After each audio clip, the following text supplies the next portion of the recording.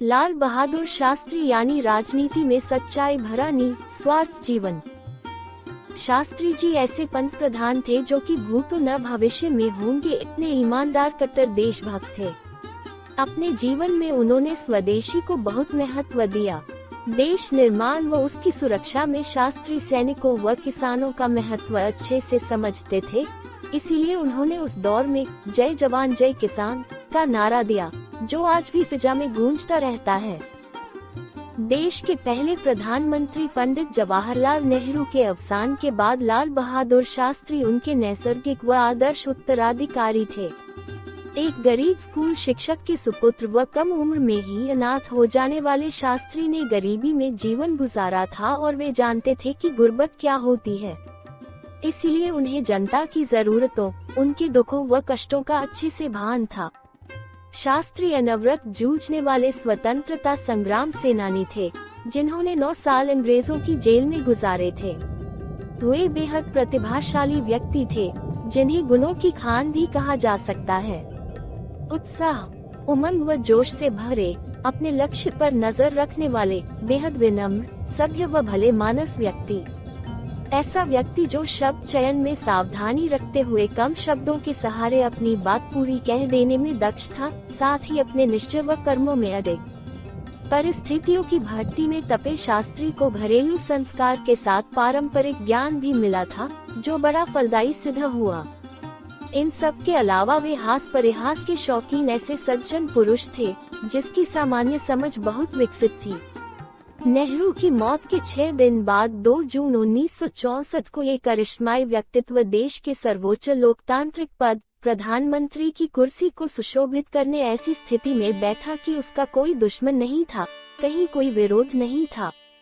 Congress party ने उन्हें सर्वसम्मति से सदन में अपना नेता मनोनीत किया और इस तरह लाल बहादुर शास्त्री का बतौर भारत के दूसरे प्रधानमंत्री सफर शुरू हुआ।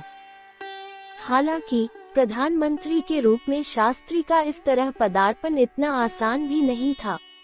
वरिष्ठ और अति विश्वसनीय दिवंगत पत्रकार कुलदीप नैयर के मुताबिक प्रधानमंत्री नेहरू ने अपने कार्यकाल के अंतिम दिनों में शास्त्री को तिरस्कृत करना शुरू कर दिया गया था। कहा जाता है कि कई बार तो उन्हें नेहरू से मिलने के लिए भी इंतजार करना पड़ता था। सन 1964 के प्रारंभ में उन्होंने नैयर से कहा था, अब मेरे लिए यहाँ कुछ नहीं बचा है। अगर मैं अब भी दिल्ली में रहता हूँ तो ये तय है कि पंडित जी के साथ मेरा टकराव शुरू हो जाएगा। इस तरह की कोई स्थिति आए, उससे पहले मैं राजनीति से संन्यास लेना पसंद करूँगा। प्रधानमंत्री के रूप में राष्ट्र के नाम अपने पहले संबोधन में शास्त्री ने कहा, हर राष्ट्र के समक्ष ऐसा अवसर जरूर आता है, जब वे इतिहास के दोराहे पर खड़ा होता है। यहाँ से उसे चुनना होता है कि किधर जाना है, लेकिन हमारे सामने कोई कठिनाई या भ्रम नहीं है। हमें इधर उधर देखना ही नहीं है। हमारा पथ सीधा और स्पष्ट है, देश में एक समाजवादी लोकतंत्र को खड़ा करना और सबके लिए स्वतंत्रता के साथ सुख समृद्धि लाना।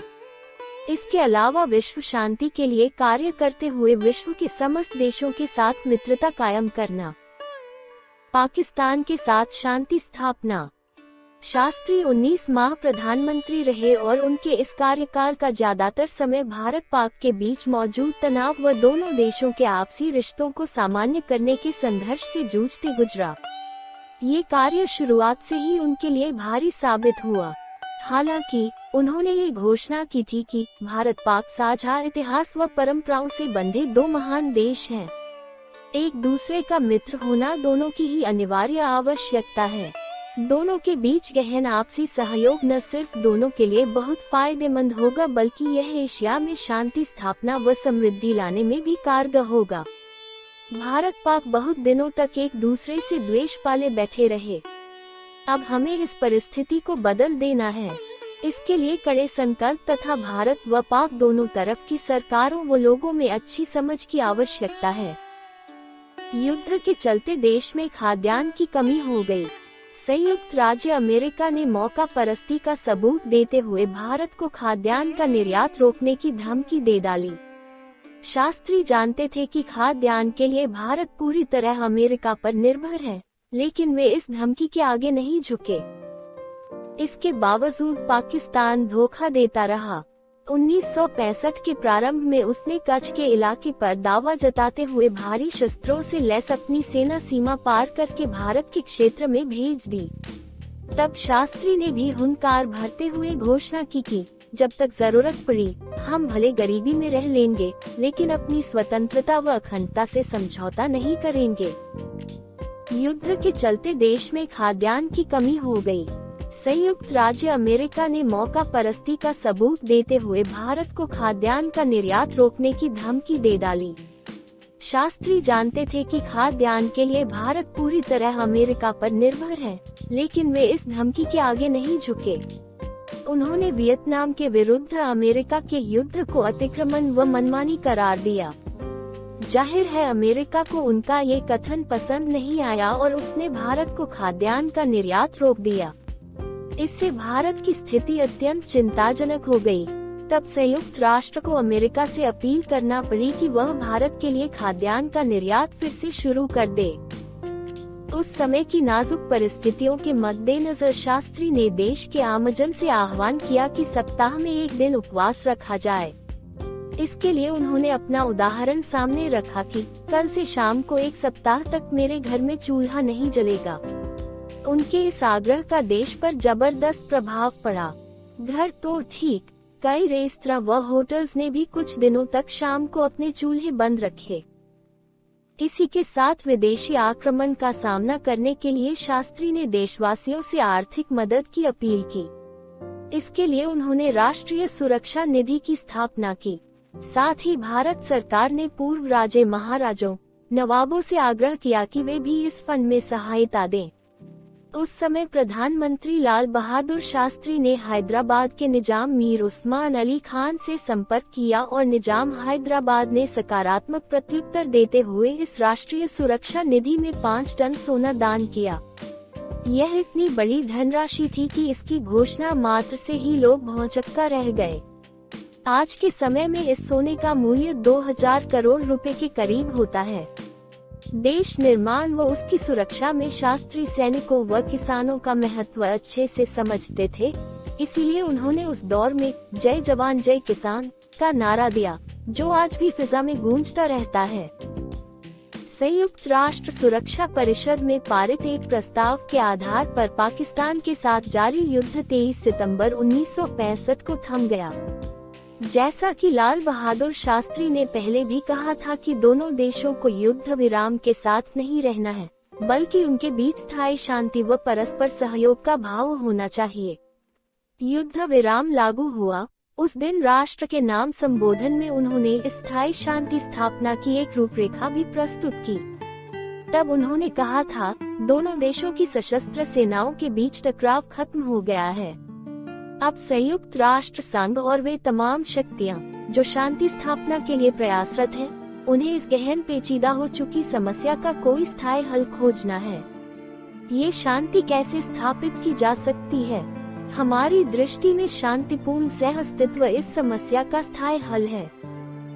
युद्ध विराम के बाद भारत के प्रधानमंत्री तथा पाकिस्तान के राष्ट्रपति को सोवियत रूस ने दोनों देशों के बीच शांति स्थापना की वार्ता के लिए ताशकंद में आमंत्रित किया। 6 दिन की चर्चा के बाद पाकिस्तान के राष्ट्रपति ने भारत के इस दृष्टिकोण की सराहना की कि दोनों देशों द्वारा अपनी सेनाएं वापस बुलाने से वातावरण बदलेगा तथा भारत पाक के बीच मतभेदों को सुलझाने में आसानी होगी। तब ताशकंद में एक करार किया गया, ऐसा करार जिसे उचित ही शांति की विजय करार दिया गया। आंतरिक मजबूती। सार्वजनिक जीवन में सत्यनिष्ठा, ईमानदारी को लेकर आमजन की सोच शास्त्री मंत्री बनने से पहले ही भांप चुके थे। इसीलिए 1956 में एरियालोर तमिलनाडु के निकट रेल हादसे में 144 लोगों की मौत हो गई तो शास्त्री ने रेल मंत्री के पद से इस्तीफा दे दिया। तब प्रधानमंत्री नेहरू से उन्होंने कहा था, मुझे इसके लिए प्रायश्चित करना चाहिए, कृपया मुझे छोड़ दीजिए। ऐसे अद्वितीय कदम का संसद व देश की जनता ने भाव विभोर होकर स्वागत किया। खुद प्रधानमंत्री नेहरू ने शास्त्री की निष्ठा व उच्चतम आदर्शों की सराहना करते हुए कहा कि शास्त्री इस दुर्घटना के लिए किसी भी तरह जिम्मेदार नहीं है। लेकिन ये त्यागपत्र इसलिए स्वीकार किया जा रहा है कि वह सार्वजनिक जीवन में काम करने वालों के लिए उदाहरण बन जाए। ये राष्ट्र की संपत्ति के निगहबानों के लिए भी उदाहरण हो। इस लोमहर्षक रेल दुर्घटना पर संसद में चली लंबी बहस का जवाब देते हुए लाल बहादुर शास्त्री ने कहा कि हो सकता है मेरे दुबले पतले शरीर, छोटे कद व मुलायम भाषा के कारण लोगों को लगता हो कि मैं मजबूत नहीं हो सकता। हालांकि भले मैं शारीरिक रूप से बहुत मजबूत न हूँ, लेकिन मुझे लगता है कि मैं आंतरिक रूप से बहुत कमजोर नहीं हूँ। कठिन परिश्रम प्रार्थना करने जैसा है। उनकी पुत्री की मृत्यु, बेटी की बीमारी, गरीबी जैसी कोई भी चुनौती या परीक्षा उन्हें पुनर्तः समर्पित होकर चुने देश सेवा के पद से विचलित नहीं कर सकी। यहाँ तक कि जब वे केंद्रीय मंत्री व बाद में प्रधानमंत्री बन गए तब भी उनके मन में राजसी जीवन जीने व ठाट-बाट से रहने के प्रति आकर्षण नहीं पनप पाया। बतौर केंद्रीय परिवहन मंत्री उन्हीं की पहल पर भारत में महिलाओं को परिवहन के साधनों में बतौर कंडक्टर नियुक्त किया जाने लगा। विरोध प्रदर्शन करने वालों को तितर बितर करने के लिए लाठी चार्ज करने के बदले पानी की धार फेंके जाने का विचार भी लाल बहादुर शास्त्री का ही था। राष्ट्र व आमजन के लिए की गई शास्त्री की सेवाओं को देखते हुए कहा जा सकता है कि देश ने भी उन्हें इसका भरपूर प्रतिफल दिया। समस्याओं को सुलझाने के लिए वे शांति से उसके तमाम बिंदुओं पर चिंतन मनन करते, सहयोगियों से विचार विमर्श करते एवं आपसी सहमति से किसी नतीजे तक पहुंचते। वे सामान्य भाषा बोलते थे और बहुत सावधानी से शब्दों का चुनाव करते। उनकी बातचीत में आडंबर व नौटंकी नहीं होती थी। उनमें लोगों को जोड़ने की अद्भुत क्षमता थी। वे अपनी ईमानदारी व उच्च नैतिक आदर्शों के लिए जाने जाते थे। सत्ता उनके लिए सुख वैभव भोगने का साधन नहीं थी, बल्कि इस तरह की बातों को वे अहंकार का प्रतीक मानते थे। व्यापार व्यवसाय और उसकी सामाजिक जिम्मेदारी को लेकर शास्त्री का नजरिया अलग व आधुनिक था।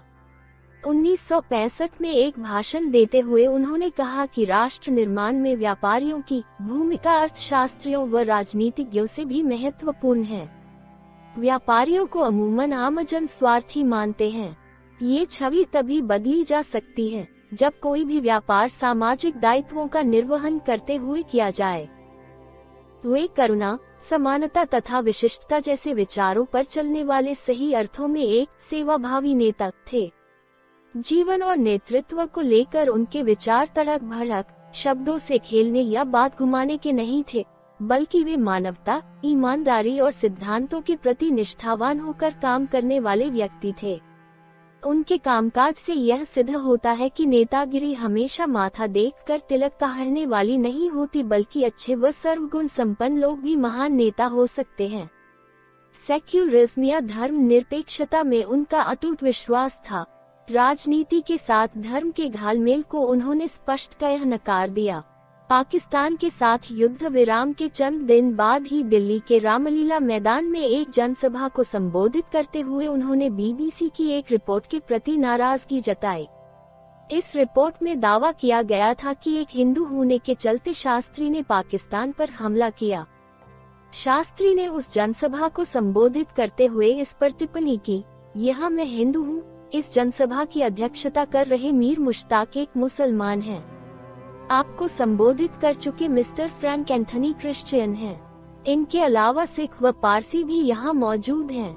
हमारे देश की विशिष्टता यही है कि यहाँ हिंदू, मुस्लिम, क्रिश्चियंस, सिख, पारसी और अन्य धर्मों के लोग रहते हैं। हमारे यहाँ मंदिर व मस्जिदें हैं, गुरुद्वारे व चर्च हैं, लेकिन हम इनको राजनीति में नहीं लाते हैं। भारत और पाकिस्तान में यही अंतर है।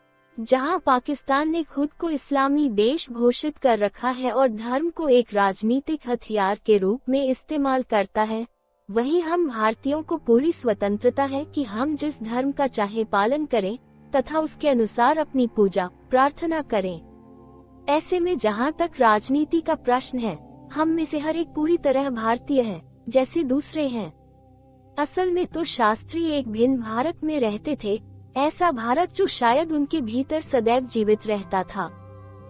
विस्मयादिबोधक चिन्ह, विस्मयादिबोधक चिन्ह। आपके प्रधानमंत्री मर चुके हैं। ताशकंद में पाकिस्तान के साथ शांति समझौते पर हस्ताक्षर करने के बाद रात में लाल बहादुर शास्त्री को दिल का घातक दौरा पड़ा और उचित चिकित्सा सुविधा मिलने से पहले ही रात में उनकी मौत हो गई।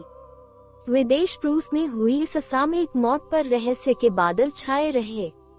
उनके परिजनों द्वारा विभिन्न मौकों पर इस मौत की जांच की मांग भी की जाती रही। जैसे शास्त्री की मौत के बरसों बाद उनके बेटे सुनील शास्त्री ने भारत सरकार से मांग की कि उनके पिता की रहस्यमयी मौत से पर्दा उठाया जाए। कांग्रेस छोड़कर भारतीय जनता पार्टी में शामिल हुए सुनील शास्त्री ने ये दावा भी किया कि उनकी माता ललिता शास्त्री ने भी आरोप लगाया था कि शास्त्री को जहर देकर मारा गया है। वरिष्ठ पत्रकार व लेखक कुलदीप नैयर उस दौरे में शास्त्री के साथ थे। अपनी किताब में उन्होंने उस रात ताशकंद में घटी घटनाओं का जीवंत चित्रण किया है। दरवाजा सतत खटखटाए जाने से मेरी आंख खुली। कॉरिडोर में खड़ी महिला ने मुझसे कहा, तुम्हारे प्रधानमंत्री मौत का सामना कर रहे हैं। मैंने जल्दी से कपड़े बदले और एक भारतीय अधिकारी के साथ थोड़ी ही दूर स्थित रूस की देहाती शैली में बनी उस आरामगाह की ओर चल पड़े जिसमें शास्त्री आराम कर रहे थे। मैंने देखा कि सोवियत संघ प्रमुख अलेक्सी कोसिगिन बरामदे में ही खड़े हैं। उन्होंने हमें देख दूर से ही हाथ हिलाकर जता दिया कि शास्त्री की मृत्यु हो चुकी है। बरामदे के पीछे डाइनिंग रूम था, जहां एक लंबी चौड़ी अंडाकार टेबल के चारों ओर बैठी डॉक्टर्स की टीम शास्त्री के चिकित्सक आर्यन चुप से घटना की जानकारी ले रही थी। इसके पीछे ही शास्त्री का कमरा था, बेहद लंबा चौड़ा। एक विशाल पलंग पर शास्त्री का शरीर ड्राइंग बोर्ड पर किसी बिंदु की तरह दिखाई पड़ रहा था। कार्पेट वाले फर्श पर उनकी स्लीप सलीके से वैसी ही रखी हुई थी, बिना पहनी। कमरे के एक कोने में स्थित ड्रेसिंग टेबल पर एक थर्मस उल्टा पड़ा था। ऐसा लग रहा था कि शास्त्री ने उसे खोलने की कोशिश की थी। कमरे में कोई घंटी नहीं थी। शास्त्री को बचाने में नाकाम रहने बाबत संसद में किए जा रहे हमलों का सामना करते समय ये वह बिंदु था जिस पर सरकार ने झूठ का सहारा लिया था। ड्रेसिंग टेबल के निकट साफ सुथरा तिरंगा तय किया हुआ रखा था। सरकारी फोटोग्राफर के साथ मिलकर मैंने उसे शास्त्री के शरीर पर डाल दिया। शास्त्री को श्रद्धांजलि स्वरूप फूल अर्पित किए और मैं शास्त्री के सहायकों से मिलने चल पड़ा। एक खुले बरामदे को पार करके थोड़े से फासले पर ही उन्हें ठहराया गया था। शास्त्री के निजी सचिव जगन्नाथ सहाय ने मुझे बताया कि आधी रात के करीब शास्त्री ने उनका दरवाजा खटखटाकर पानी मांगा था। 2 स्टेनोग्राफर्स और जगन्नाथ ने सहारा देकर उन्हें वापस कमरे तक पहुंचाया। डॉक्टर चुप के मुताबिक यही समय बहुत घातक था। शास्त्री की मौत की सूचना भेजकर मैं वापस उनके सहयोगियों के कमरे में पहुंचा ताकि उनकी मृत्यु की परिस्थितियों पर विस्तार से बात हो सके। इधर उधर से जुटाई गई जानकारी से सामने आया कि स्वागत समारोह से शास्त्री लगभग रात 10 बजे अपनी विश्राम स्थली पहुंचे। उन्होंने अपने निजी सहायक रामनाथ से खाना मांगा, जो भारतीय राजदूत टी.एन. कौल के घर से तैयार होकर आया था। कौल के बावर्ची जान मोहम्मद द्वारा तैयार किए गए इस भोजन में सब्जी की एक डिश, आलू और एक करी वाली डिश थी। शास्त्री ने बहुत थोड़ा खाना खाया। सोते समय शास्त्री को दूध पीने की आदत थी, सो रामनाथ ने उन्हें दूध दिया। दूध पीने के बाद भारतीय प्रधानमंत्री एक बार फिर बेचैनी से चहलकदमी करने लगे। फिर उन्होंने पानी मांगा। रामनाथ ने ड्रेसिंग टेबल पर रखे थर्मस फ्लास्क में से उन्हें पानी दिया। रामनाथ ने मुझे बताया कि पानी देने के बाद उसने थर्मस फ्लास्क बंद कर दिया था। आधी रात से कुछ पहले शास्त्री ने रामनाथ से कहा कि वह भी जाकर सो जाए, क्योंकि सुबह जल्दी उठकर उन लोगों को काबुल के लिए रवाना होना था। रामनाथ ने कहा भी कि वह वही शास्त्री के कमरे में फर्श पर सो जाएगा, लेकिन शास्त्री ने उसे ऊपर अपने कमरे में सोने भेज दिया। शास्त्री के सहायक अपने कमरे में सामान पैक कर रहे थे कि ताशकंद के समय के मुताबिक रात के 1:20 पर शास्त्री उनके दरवाजे पर आए। जगन्नाथ ने बताया कि वे बहुत तकलीफ में दिख रहे थे। मुश्किल से उन्होंने पूछा, डॉक्टर साहब किधर हैं? इस बीच शास्त्री को भयंकर खांसी चलने लगी, जिससे उनका पूरा शरीर कंपकंपा रहा था। निजी सहायकों ने उन्हें थामा और जल्दी से ले जाकर बिस्तर पर लिटाया। नैयर जब ताशकंद से भारत लौटे तो ललिता शास्त्री ने उनसे पूछा कि शास्त्री का शरीर नीला क्यों पड़ गया था। मैंने उत्तर दिया, मुझे बताया गया कि जब शव को सुरक्षित रखने के लिए रासायनिक पदार्थ लगाए जाते हैं तो शरीर नीला पड़ जाता है। तब उन्होंने शास्त्री के शरीर पर लगे कट के निशानों की बाबत पूछा। मुझे उनके बारे में कुछ पता नहीं था क्योंकि मैंने शास्त्री का शरीर नहीं देखा था। इसके अलावा उनकी इस बात ने मुझे आश्चर्यचकित कर दिया कि न तो ताशकंद में न ही दिल्ली में शास्त्री के शव का पोस्टमार्टम किया गया। ये था तो असामान्य ही, इसीलिए उन्हें व शास्त्री के दीगर परिजनों को उनकी मृत्यु के मामले में विभिन्न शंकाएं कुशंकाएं थी। कुछ दिनों बाद मैंने सुना कि लाल बहादुर शास्त्री के 2 निजी सहायकों पर ललिता शास्त्री गुस्सा हो गयी। कारण ये था कि इन सहायकों ने उस कागज पर हस्ताक्षर करने से इनकार कर दिया जिसमें आरोप लगाया गया था कि शास्त्री की मौत प्राकृतिक नहीं थी।